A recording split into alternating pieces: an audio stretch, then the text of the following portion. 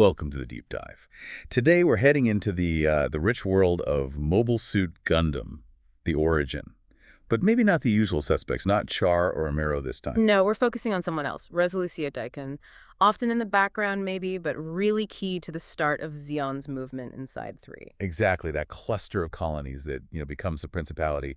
She was Zeon Zum Daikun's legal wife, but as you said, way more than just a spouse. Oh, definitely. The sources show her as a real political player in that early independence push.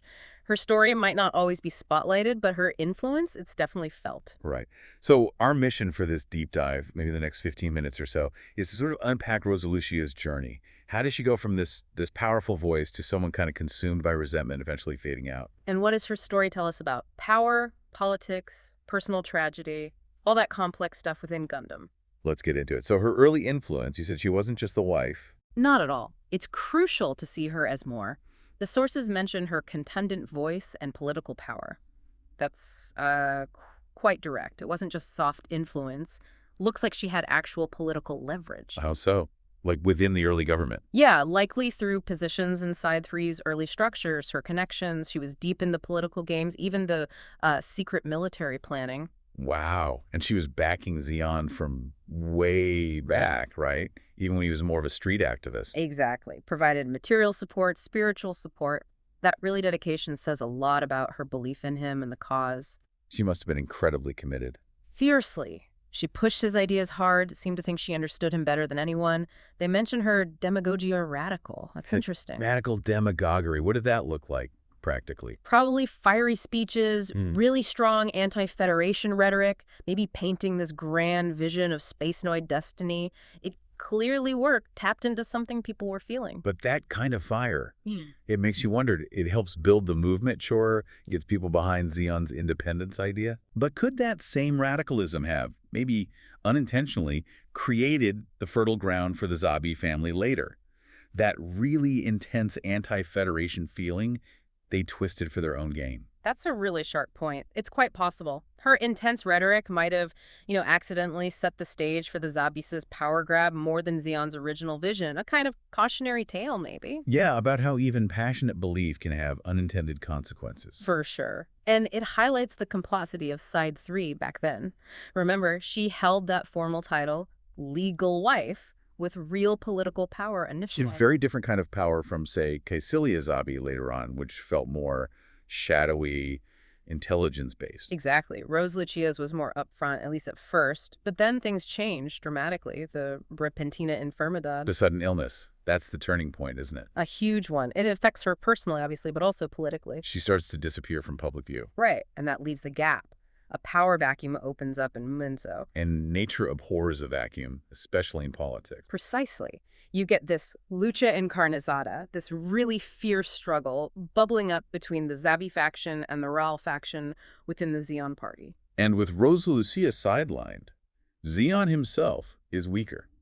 Definitely. He loses a key ally, someone who really championed him. Her absence really destabilizes things. It just shows how fragile these movements can be when they lean so heavily on, one or two strong personalities. Take one away and the whole thing wobbles.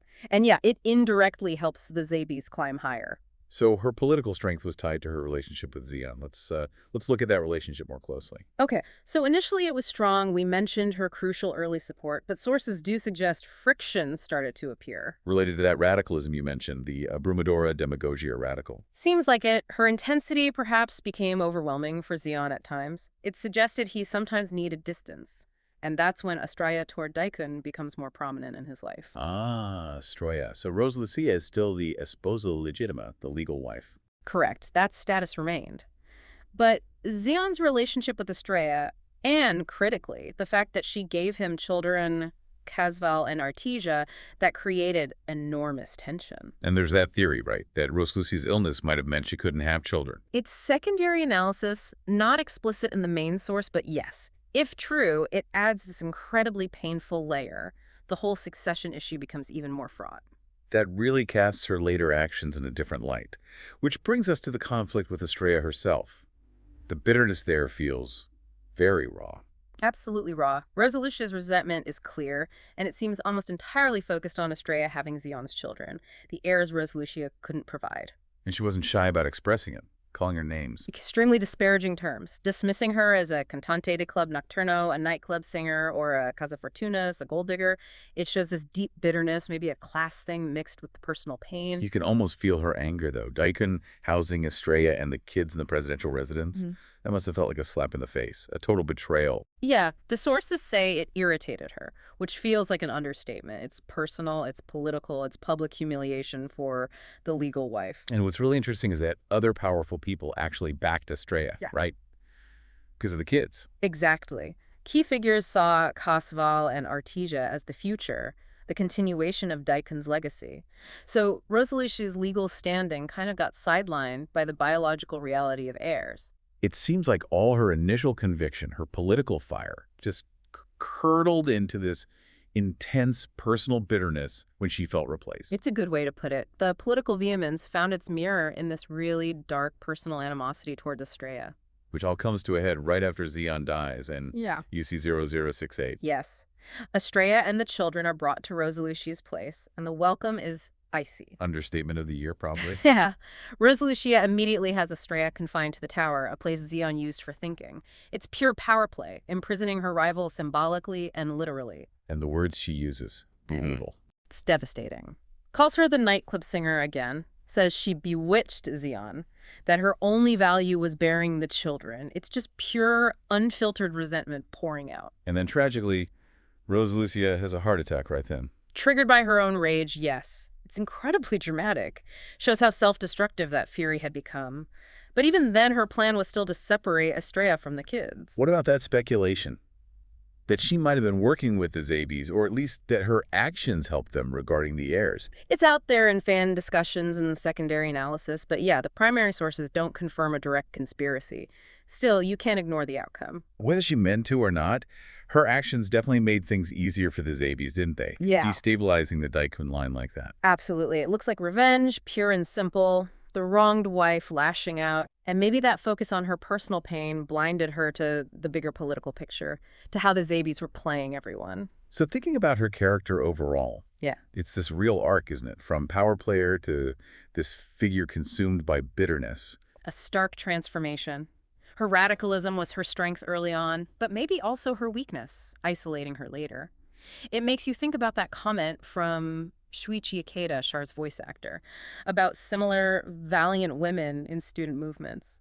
Maybe she started with pure ideals that got twisted by personal tragedy. And that illness, the potential infertility. It seems absolutely central to her later bitterness, especially towards Astraea. You mentioned fan reactions are often harsh. Very much so. She's often painted quite negatively.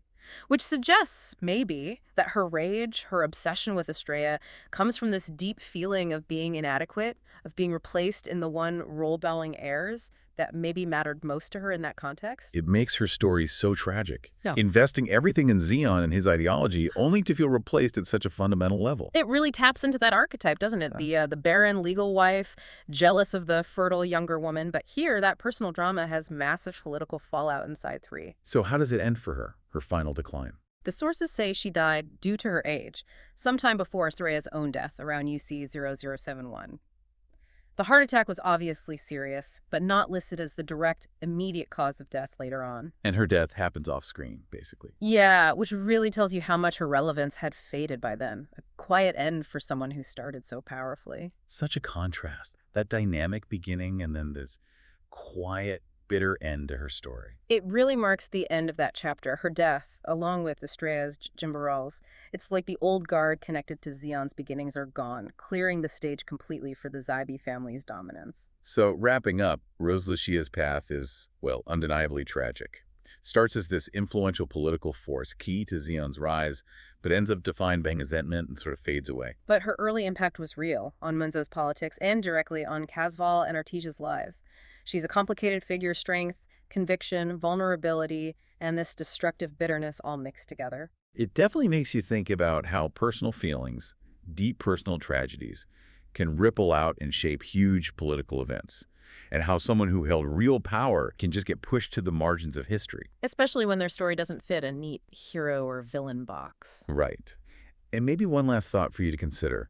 Think about the specific pressures on women like Roselucia in that time and place. Side 3, very militaristic, patriarchal. Her power was initially tied to her husband, and her decline linked so closely to her health and potentially her inability to have heirs. It adds another layer, doesn't it? A really thought-provoking one.